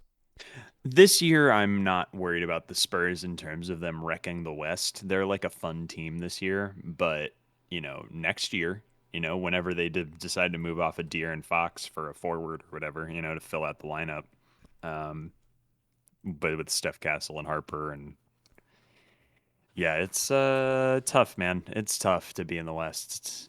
It's nice being in the East. So what do I have to worry about? VJ Edgecombe? Meh. That's normal. It's fallen off since our hole. Is he the best top 5 guard? Now we look a little dumb for not including Cade Cunningham in that. But right now, I did. Did you? Didn't. Oh, I didn't. I said Cade. I was like, Cade's the answer. The top 4 teams by net rating in the NBA right now are all in the West. Oklahoma, Denver, Houston, San Antonio. Then it goes New York, Detroit, Minnesota, Cleveland, Boston, and Miami are your top 10. After watching that game last night, I'm not convinced on New York at all. Jalen Suggs, Jalen Brunson had 31, but it was on 40% shooting because Jalen Suggs kind of put him in the hell chamber, and he just, but Brunson got to the line a lot, as he's wont to do, but I just don't see it with them. It's a bummer because that team's kind of fun. I like the collection of players they have, but I'm not sure. I think that's my bar is how many games would you lose to the Thunder for how good you are, and that's a team that's getting swept. Yeah, it just is probably a good call. I think there's probably 2 teams in the league that aren't getting swept by the Thunder, and it's San Antonio. No, maybe one weird Wemby game. They probably lose in 5. Every Wemby game's a weird Wemby game. Thank you. Yeah, that's true, but one crazy Wemby game, I should say. Yeah. And then Denver and maybe Houston? I think Houston gets swept. There isn't an East team that isn't going to get swept by that Thunder team. Let's see. Is there an East team? Yeah, I think maybe it's just Denver. The Cavaliers maybe could sneak one. I don't know, man. I mean, the Cavaliers team's good, but not. They're big on at least, but not at the guard position. It's they've got guys to just erase Donovan Mitchell and Darius Garland. Because the whole thing with the Cavs is they have 2 guards, so you put your best defender, your best perimeter defender on one of them, and then the other guy is going to go off. It's kind of how it works with them. Does Charlotte push it to 7 against OKC? Maybe. Is how healthy is Kalkbrenner? Well, I don't care if LaMelo or Brandon Miller don't play, but Kalkbrenner, that's where we got to be paying attention. If Kalkbrenner's not healthy, I ain't watching. Every other week that's talking the Kalk. I was gonna say talking cock, yeah. Talking cock. Well, with that, let's run a quick game here, and then we'll close on our last segment before doing some league pass stuff here. Tyler, you texted me saying that you wanted to do a riff on the classic TNT Studio show, Who He Play For, a quick game called Who He Start For. I just noticed this because it was the first, we're 2 weeks in the NBA season, and I'm looking at box scores, and I'm like, who the hell is that? So yeah, I would like you to tell me who this guy started for. Okay, let's see how good I am. And this happened, and all these guys started for an NBA team in the last 2 weeks. Okay. Pele Larson. Pele Larson. God, I've heard that name before too. That sucks. I should know this. Sacramento. Nope. Miami. Started from Miami. He had a good game too. He had 18 points. Next one. I'm just gonna sort of rattle through these. Tyrese Martin. You should know this one. Is Tyrese Martin on the Pacers? He's on Brooklyn. He was in Brooklyn. That game. Yeah, he's on Brooklyn. I knew. Once again, started over every single one of the Brooklyn Nets first round picks this year. All 5 of them. Cool. We got Tyrese Fun. Martin. Cool. Yeah. Awesome. Cool. Awesome. Cam Spencer. Oh, he's I'm thinking of Pat Spencer. I was gonna say Golden State. That's Pat Spencer. That's the former lacrosse player, Pat Spencer. Cam Spencer. Trailblazers? That's tough, buddy. It was actually the Grizzlies. He's actually the starter for the Grizzlies. This game's harder than I thought it was gonna be. That's my point. Yeah. Next one, Jalen Tyson. Jalen with a Y. Jalen with a Y Tyson is on the Hawks. Nailed it. Nope. No, you're wrong. It's actually the Cavs. I just said it confidently enough to where you thought I was right. Yeah. Well, I was like, yeah, no. He started for the Cleveland Cavaliers, the number 1 team in the East. Jalen awesome. Tyson. Quick note about Jalen Tyson. He's... Wait, what year was he drafted? Oh, yeah, he's in his second year. He was a former first-round pick. We all remember Jalen Tyson, drafted in 2024 by the Cleveland Cavaliers, 20th overall. 46% from 3 this year. Jalen Tyson, pretty good. Next, Love that. My next one and my last one here. Quentin Johnson. Quentin Jackson, sorry. Quentin Jackson. I got the name wrong. Quentin Jackson. Not Action Jackson, the MMA fighter. Not Action Jackson, the MMA fighter. The NBA player. The NBA player Quentin Jackson plays for the Washington Wizards. This is another one you should have known. He started that Pacers-Nets game. God damn. I guess my point with this segment is what in the fuck is going on in the NBA? You can't openly tank like this, guys. You can't start Quentin You Jackson. There are guys you can't listen. I'm not in the room. I don't know who's good. The coaches know more about basketball than me. But who the hell are these guys and why are they starting NBA games? Pelle Larson pretty good for the Heat. Though. Yeah, I know that name. It's just I didn't know what team he was on. Same goes for Jalen Tyson. That guy's actually playing well. But those other three guys, what's going on, man? Well, thank you for listening to BASKEY, the official Pelle Larson and Jalen Tyson podcast. Or are we gonna have to do a check-in every week? The Pelle Larson. Yeah, should we just do a Pelle Larson check-in every week? Most recent game against Cleveland yesterday. He in 27 minutes. He played 27 minutes yesterday for the Heat. 9 points, 2 for 3 from 3, 1 block, 4 assists, 3 turnovers. Well, look at him filling the stat sheet. Pelle Wembanyama Larson. You should have known it. You should have known last week he had 19 against Charlotte. Maybe that's how you know him. Yeah. You watch him cook. You're like, oh my god, this guy's cooking my guys. All right, so I figure what we'll do here, we'll go through our league pass stuff, end it on Hootin and Hollerin, and have a fun time at the end. Get to end on a positive note. But first off, before we get to our 5 best and 5 worst league pass games between our podcasts, we gotta do our 1-sentence review on our only overlap for our worst games for the first podcast. That game was Pacers at Nets on November 5th. Final score 112-103 Nets. 1-sentence review, Tyler. What do you got? Watching bad teams tricks me into thinking some of their players are good. my 1-sentence review: Michael Porter Jr. proves my priors correct in a C+ game. I do have, I know we're supposed to do 1 sentence, but I do have one little thing moving forward as we watch all these terrible games that I have to sort of keep in mind. And I texted you about this briefly of like watching 2 god awful teams play each other really does trick me into believing in certain players. That's the problem is like if you only watch that Nets game, you're like, damn, Terrence Mann, maybe he's like a sneaky like low end trade guy for Houston or Minnesota. Like he can play some guard for them. Like he's not bad. And then like I went and looked at his stats because I watched this game a week later because I had to work the night that this game happened. Then I went and looked at the next couple game stats and it was like 0 points, 2 points, 0 for 11. I was like, oh, maybe not. Maybe he was just playing the Pacers.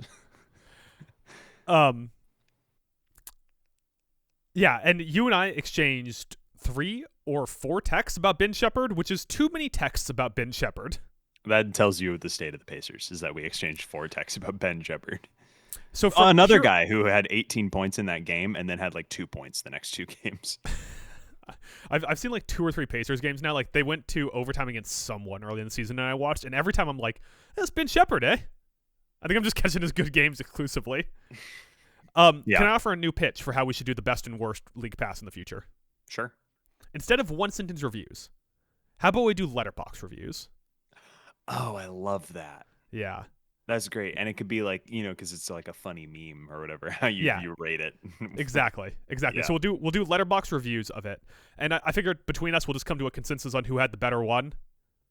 Yeah, and then can we get a sponsorship from Letterboxd and we can post these games on Letterboxd? They got Patreon money. Are you a Patreon member for Letterboxd? I'm not the higher one. I'm the lower end one. What about Blank Check? I am a Patreon member for Blank Check. Great content. Their Patreon is the best. They'll also say whatever they want on Patreon because they're like only our fans are here, so they'll say they'll let it rip on that Patreon.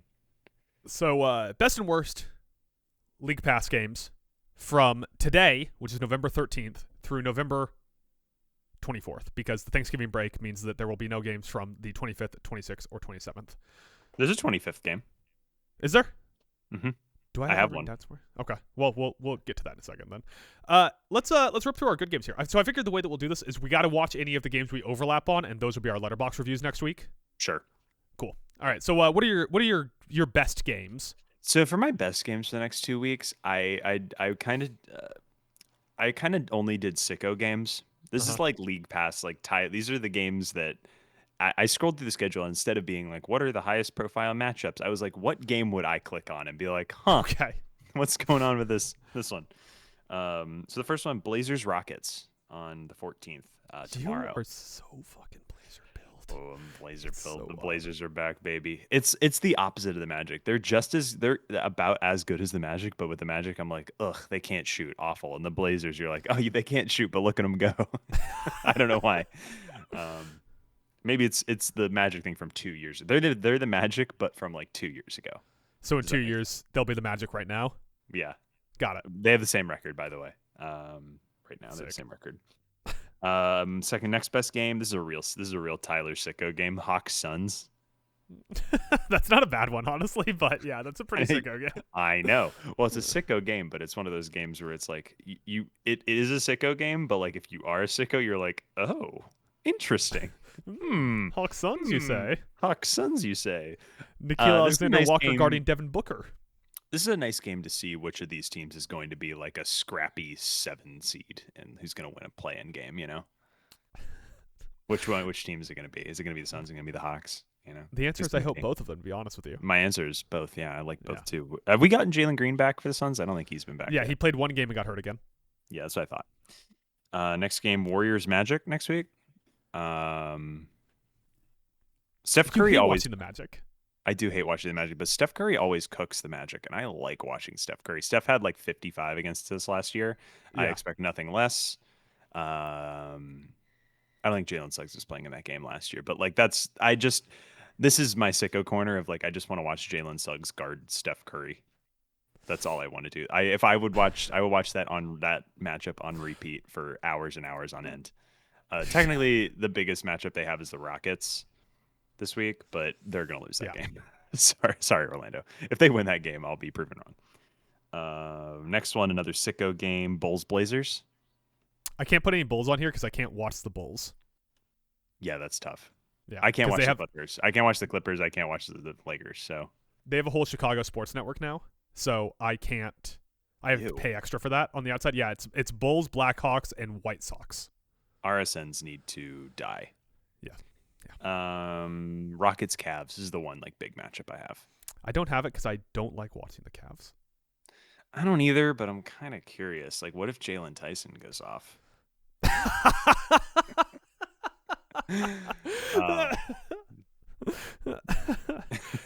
That was such a sick callback. Oh my god! Should we just end the podcast there for the Jalen Tyson callback? Is there any reason to finish the rest of these segments? We got to do the worst games. Remember that we got to torture ourselves. Yeah, we got to do some Hootin and Hollerin there. So that was 5 games, right? Those were your 5? Yeah. No overlaps. Here are my 5. On the 15th, Nuggets at Timberwolves. Obviously, I like the Timberwolves and classic playoff matchup from a couple years ago. 17th, Knicks at Heat. I like this Heat team. I like Jaime Jaquez. I like Khalil Ware. If the Knicks don't have Brunson, I could see that one getting bumped out. On the 19th, Warriors at Heat. I like this Heat team. I like Jaime Jaquez. I like Khalil Ware, as I've said previously.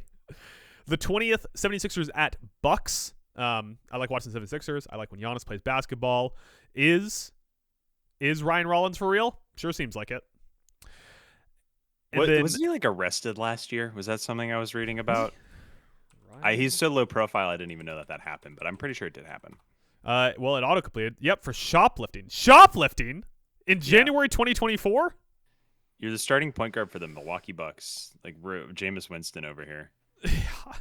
And then on the 24th, this one because it's a noon game and because I like the teams, but Sunday the 24th, Heat at 76ers. Ew.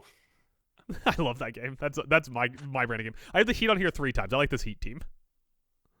You like that? How do you not know Pele Larson? Yeah, that's a good question. What's wrong with me? I watch it and I get so locked into Jaime Jaquez's long braids. You know what it is? On chess.com, one of the bots you can play is Jaime Jaquez, and he keeps kicking my ass. So I got Jaime. I'm locked into Jaime Jaquez. I got to see his weaknesses. What's up? Why haven't we played chess yet? I thought I was playing you already. Are you not one of the guys I'm playing? Oh, okay. Well, we'll start playing chess after this. Okay, yeah. Which one of us is Charles Leclerc and which one of us is Lewis Hamilton? I think obviously you're Lewis Hamilton. I think that's no question. I don't know whether I should be offended or not. Yeah, that's I guess exactly how you he's a should feel. 7-time world champion, so yeah, I'll take it as a compliment. But washed? I'm a little washed. You're on washed watch at least. Yeah, absolutely. Your worst games. What are your bad games? Mavs Clippers. I can't watch this one. If you have this one, I No. can't watch this one because I don't have that one. That's a really good one. I'm gonna add that to my list, but we're not gonna watch it. Yeah. I don't know if you wanted to see whoever that guy was I said who had the second most points on the team. I already forgot his name. Remember, I Pele was Larson. like, oh my God, nope, wasn't Pele Larson. It wasn't Jalen Tyson. Next one, Nets Wizards. I got that one on the 16th. Pretty bad. Nets Wizards. We're gonna have to watch a lot of Nets this year, aren't we? God damn it. Yeah, I like how we don't overlap on best, but we keep overlapping on Nets. Kings Grizzlies. I got that one as well on the 20th. Ooh, I'm kind of excited for that one. That's kind of one I want to watch. They're fun teams to watch be bad at basketball. Yeah. It's at worst in terms of ugly, not in terms of not fun to watch. There will be a segment during this game where One Direction drives down, takes a contested 3-pointer, and it bricks, and in transition going the other way, like Zach LaVine or Sabonis will take a contested 3-pointer and brick that. It'll just be like, and then Russell Westbrook will like steal an offensive rebound and kick it back out to Sabonis, and Sabonis will brick another 3. That'll be sick. Pelicans Mavericks. Don't have that one. That's a good one. Yeah. Who doesn't want to watch? I think I had Pelicans Mavericks for the last one too. You might have. I had a Pelicans Mavericks game. And then Hawks Wizards. I had a Hawks game in my best games, and I have a Hawks game in my worst games. I have that. I don't have that. I don't have any team overlaps between those two, I don't think. Yeah. Doesn't look like it. The only games that I have that you didn't mention, Raptors at Pacers on the 15th.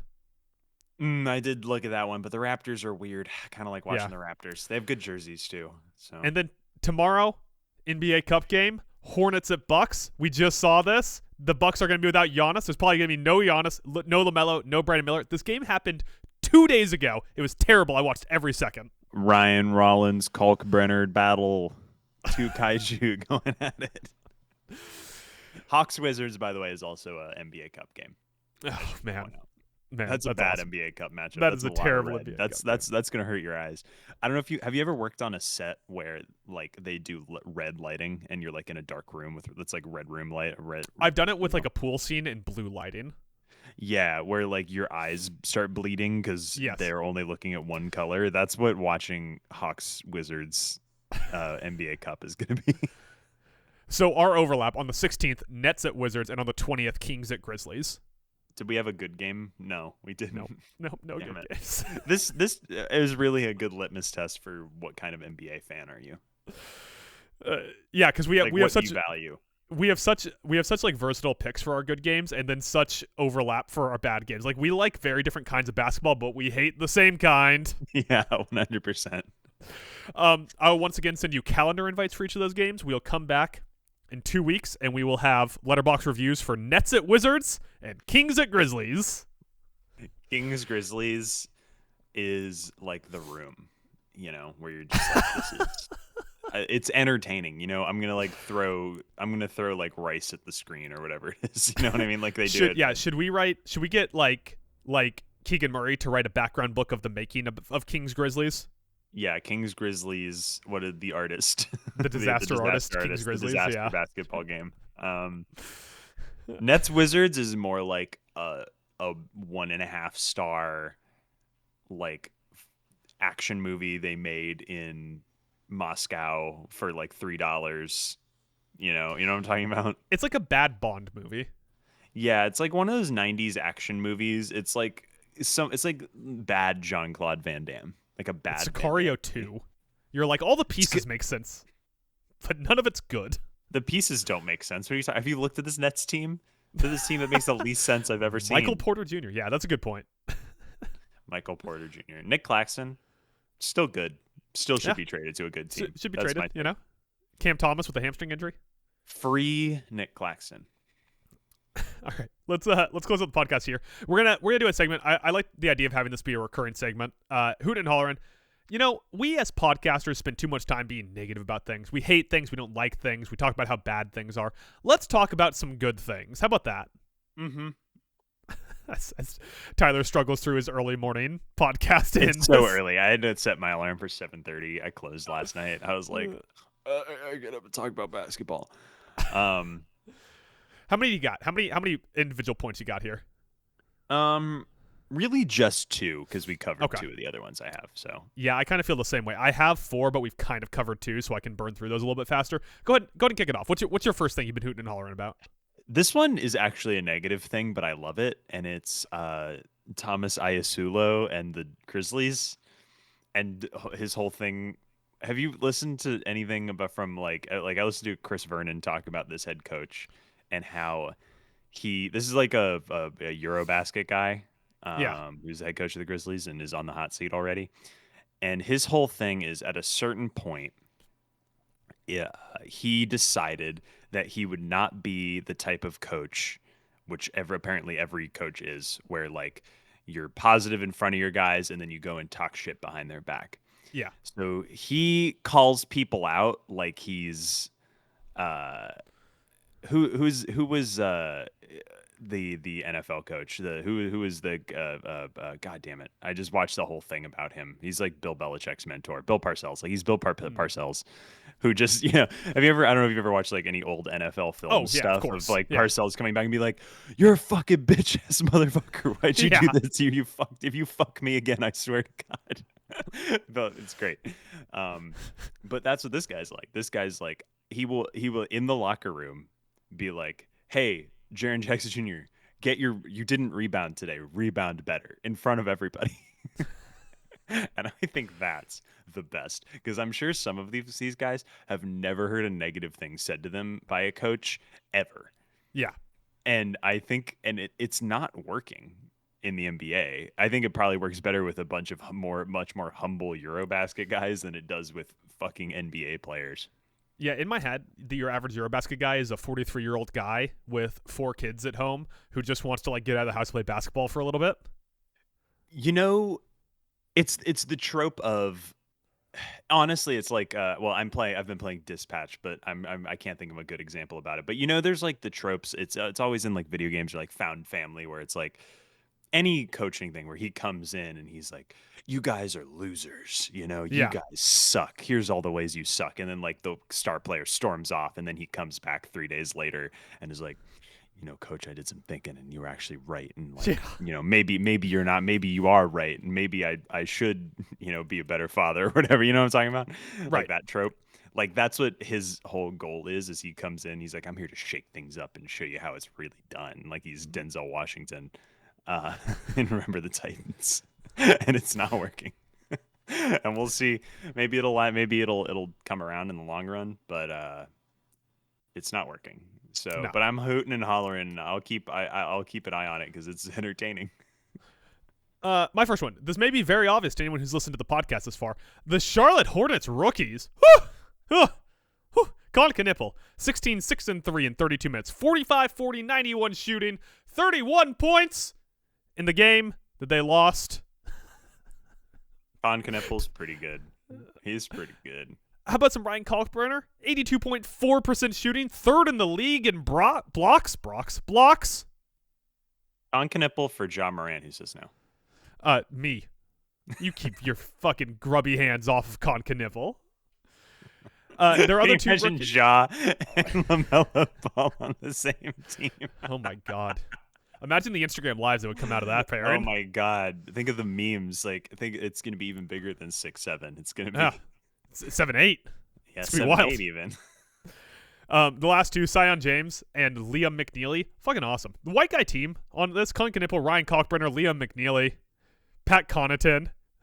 You're just throwing Pat Connaughton in there. That guy can't play basketball anymore. He hit some threes. Him and Knippel hitting threes, man. Just hitting threes. Has there ever been a white guy NBA player who was good who couldn't shoot? Ooh. I mean, maybe a center. There's probably a center in there, right?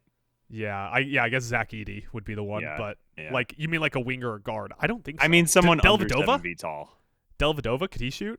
No, he was like a scrappy defender. TJ McConnell's not the best 3-point shooter. I also don't know if I would call Matthew Dellavedova a good player. Well, He played in the I NBA. remember when he locked up Steph Curry. I don't either because he didn't do it. What's your next Hootin and Hollerin? My next one, and my Dellavedova, last career one, 36% 3-point shooter. the Jailblazers are back, baby. They're playing prison ball just like their former head coach, you know? This is your Charlotte Hornets. This is my Charlotte Hornets. Should we fly out and go to a Trailblazers Hornets game? Oh God! If this podcast makes money, then yes. If you this is the, if this podcast makes $100, you're gonna buy me a Denny Avdia jersey, and I'll buy you Liam McNeely a Kalkbrenner jersey. I guess. Kalkbrenner, come on, Kalkbrenner, yeah. I'll buy you a couple. We'll buy each other jerseys. If this podcast makes $500, we'll go to a Blazers Hornets game. There you go. You heard it, folks. $500, and we'll go see Blazers Hornets live. Yeah, we can get a Spirit flight out for one night, and we could totally do that for $500. Sleep head to toe, yeah. Yeah, exactly. The Blazers are the best, dude. I love the Trailblazers. Also, you want to just rattle off your favorite players like I got to do with my rookies? Shaden Sharp still can't shoot, but sometimes he can shoot. That Magic game the other night, oh my God, I was in hog heaven watching the Trailblazers scrap it out and get back in that game against the Magic. It's the only time I've ever been like, let's go, the Magic are about to lose. Yeah. Shaden Sharp, good. Tamani Kamara, you see that putback dunk he had earlier this week? Disgusting. Tamani Kamara. Yeah. Are you kidding me, dude? Donovan Clingan, pretty good. Time Lord getting minutes again. Time Lord playing basketball. How about that? Drew Holiday, still good. Still good. Drew Holiday, 17, 5, and 8 splits for averaging. Drew Holiday's a 17, 5, and 8 guy. 17 points, Drew Holiday. 17 points. And he's still playing good perimeter defense, unlike that bum Marcus Smart. Last night he had 12 assists against the Pelicans, Drew Holiday. Jesus Christ. I know. I gotta go back and watch that game, figure out what the fuck happened. Yeah, dude. So good. Denny Avdia had 32, and Shaden Sharp had 35. And Drew Holiday had 17 points and 12 assists. What the fuck? Are you kidding me, dude? This team rocks. Oh, God, I love the Blazers. Jeremy Grant, only 7 minutes. He got hurt. That is a bummer. That is a bummer. Yeah. Oh, wait, no, he got ejected. I'm sorry. That was mine. I gotta go back and watch this game. I gotta go back and watch this game. Yeah, he got into a fight with Yves Misi and got ejected. That's right. I don't know why I said he got hurt. Yeah, dude, they're the best. They play like prison ball where they just beat the shit out of you. That's why they really are the Magic from 2 years ago, where it's just like, wait, this team's good. Wait, we hate playing them every single night. I think I got a taste for this kind of disgusting, nasty basketball over the last couple of years with the Magic. Mm-hmm. So that's why it appeals to me. You're out here like a real Gen Z kid being like, I want to see behind the back passes and 6-7s, Yeah. And you're like, I just want to see people do a full court press until the point guard's too tired to take the ball up. I want to see Jeremy Grant back down, some undersized wing. I want to see Jeremy Grant bully Concanipple. Cole Anthony. Yeah. I'm gonna group two together here because they're just like what the fuck happened in this moment things. And they're a lot of fun. And also because I have to go back to work in 12 minutes. Game winners, Desmond Bane, Andrew Wiggins. Hitting game winners, the Andrew Wiggins game-winning dunk, Desmond Bane with the game-winning jump shot at least. And then I also included in this category as a thing that happened that rules, DeAndre Hunter almost literally breaking Josh Giddey's ankles. Yeah, that was good. Crossed him up, and he's been out since. He's been out with an ankle sprain since. That's pretty good to sprain someone's ankle on a crossover. Is that's got to be a good feeling as an NBA player. If I was DeAndre Hunter, that would be all I would talk about anymore. DeAndre Hunter's not his obituary, but his retirement blurb in the NBA should just be like, DeAndre Hunter, 12-year veteran who once sprained Josh Giddey's ankles on a crossover. Decided to retire. Jamal Crawford calls himself Jay Crossover on Twitter or whatever. Has Jamal Crawford ever injured someone with a crossover? I don't think so. We should Google that. That would be a great. I was thinking about great sports YouTube videos, video essays that people should do, and a history of people hurting each other with disgusting plays is probably that is a video I would watch, just a breakdown of every time a crossover injured a player. That's sick. That's a great idea. I'll get my research team on that. Yeah, hop on it. My last one here, then I'll let you rattle off yours. 2 out of 18 of the Pistons. Yeah. I am hooting and hollering about some Cade Cunningham and Jalen Duren. You were not 2 weeks ago when I was trying to argue Cade was better than listen. BJ Edgecombe. You didn't want to hear it. You were right. Just like I was right about Michael Porter Jr. We're Duncan both right Robinson about different players. hitting threes. In motion hitting threes. Fucking Duncan Robinson off the dribble on a pin down screen hitting threes. Now, how do you feel about him doing that with, like, I don't know, like Josh Hart chasing him in the playoffs? I guess that's the question we should be asking. Yeah. Or not playing a center who is like, I can't get out to the perimeter. My feet are made of concrete. How many of those are there? Wimby. Cooper Flack. Is he a center? Not a center. Yeah, so Wimby. What round in the playoffs are the Pistons going to be playing San Antonio? Is that the first round?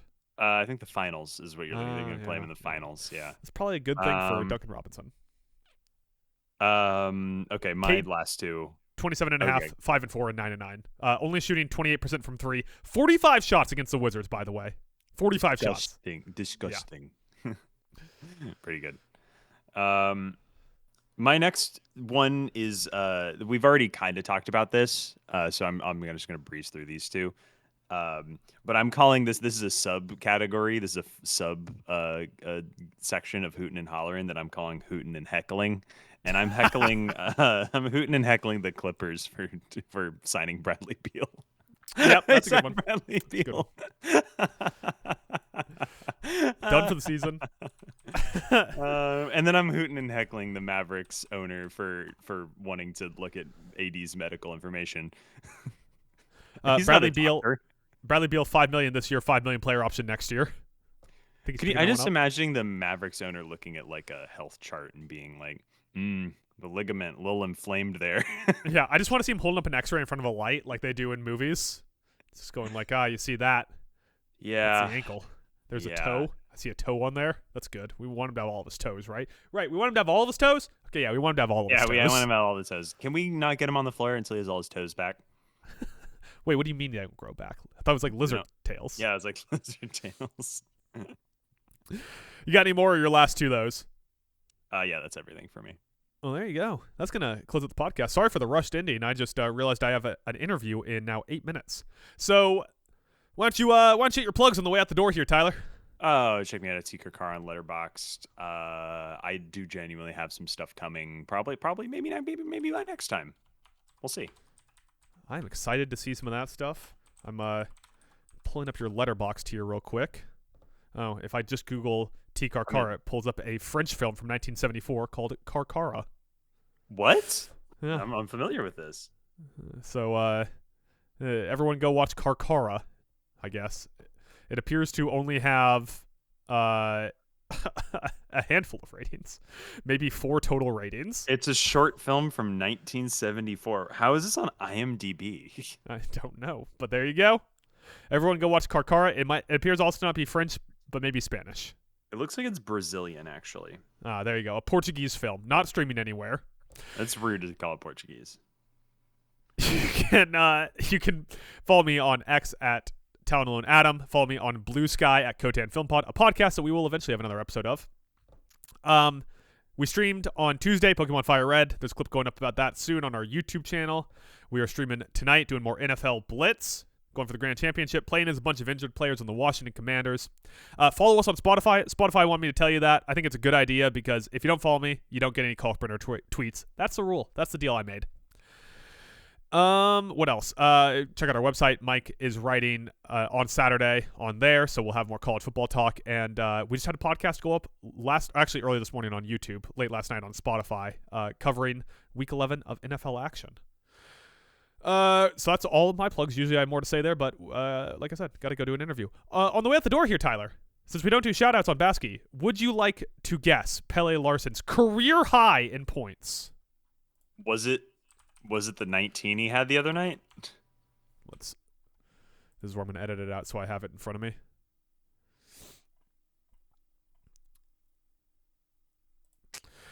Pele Larson's career high in points is 19 points. Against the Hornets, yeah. Against the Hornets. So welcome to the 19 Point Club, Pele Larson. We look forward to your future successes. And with that, let's get out of here.